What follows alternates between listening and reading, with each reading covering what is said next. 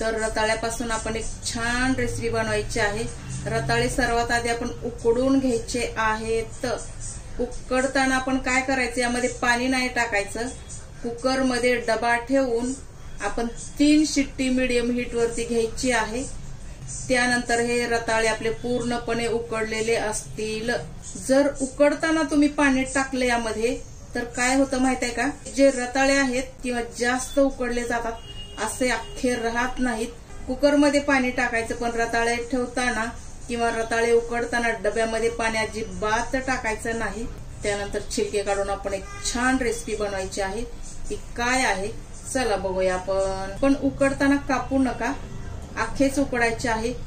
उकडल्याच्या नंतर आपण छोटे छोटे पीसेस मध्ये कापून नंतर छिलके काढायचे आहेत। यामुळे छिलके इझिली निघतात। जर असे छोटे छोटे पीसेस कापले तर छिलके असे आपले इझिली निघतात। त्यासाठी चला मैत्रिणी, सर्व साल किंवा छिलके काढून झालेले आहेत। आता आपण काय करायचं आहे, तुम्हाला जेवढे आवडत असेल तेवढी तुम्ही साखर यामध्ये टाका।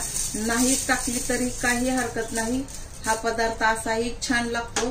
पण माझ्या मते थोडीफार साखर टाकणं गरजेचं आहे। त्यानंतर आपण हे मॅशरनं मॅश करून घ्यायचं आहे। हाताने न करता मॅशरनं करा, यामुळे काय होईल पूर्णपणे छान मॅश होतं आणि खाण्यासाठी तेवढं छान लागेल। चला, हे छान मॅश झालेलं आहे। आता यामध्ये आपण काय करूया, दूध टाकूया।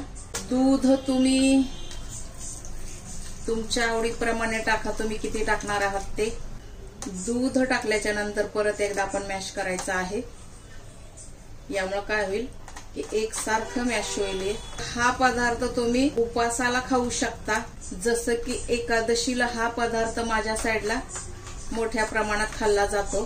तुम्ही हा एकदा करून बघा आणि आवडला तर मला नक्की सांगा। यामध्ये आणखीन थोडी दुधाची गरज पडेल आपल्याला। झाला, हा पदार्थ खाण्यासाठी रेडी आहे। त्यानंतर एका बाउल मध्ये घ्यायचं आपण, हे ड्रायफ्रुट्स टाकून तुम्ही खाऊ शकता। हे असं तर आपण सुकामेवा आपण आवडीप्रमाणे टाका, तुम्हाला जे आवडत असेल ते। हे आहे बदाम, काजू, पिस्ते आणि मनुके। तुम्हाला जे आवडत असेल तुम्ही ते यामध्ये टाका।